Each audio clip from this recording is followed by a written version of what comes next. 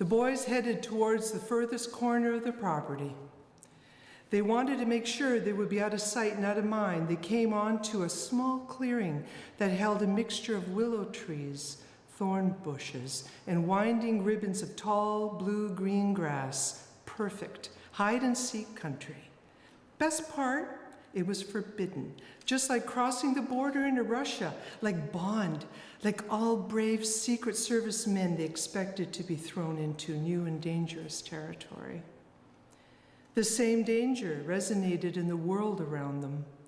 No matter how seductively beautiful the day, cloaked threats sang from the river's mouth, while the 100-some-odd-foot cliff tempted the spirit to defy gravity. Directly across the narrow neck of the river on a flat shale bed, just above the tide line, the rumbling and spewing of the black metal dragons in the train yard belched steam, their thick chalk-white breaths spiraling upward, eventually dissipating impotently against the wide and open sky. The rail cars were doing a dance. Some were coupling up for the next run, slamming against each other like hard-faced sumo wrestlers. Their mechanical grunts and protests were pleasing to the boys' ears, like a calliope.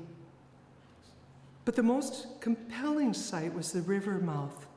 And when the tidal bore rushed in, it seemed to create a watery language heard only by small boys. Its hypnotic churn pulled their gaze, demanding their attention. It dominated the scene with its foaming dance and maelstrom voice.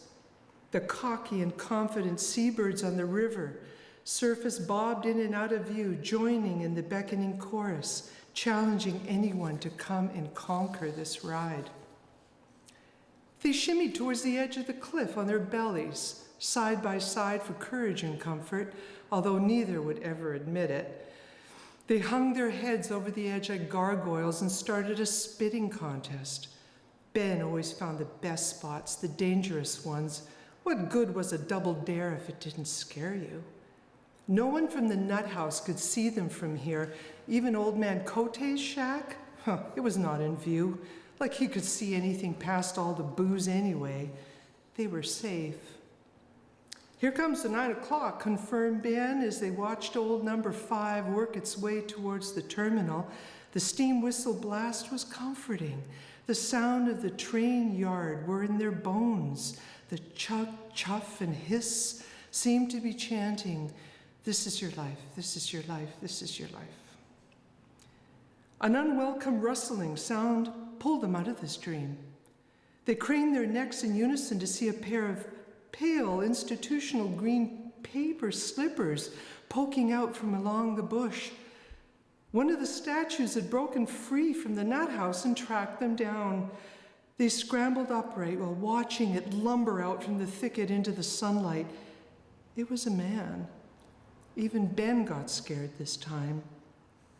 "Hey, go home, go to hell," was the only thing Ben could think of saying. Sam was mute with terror.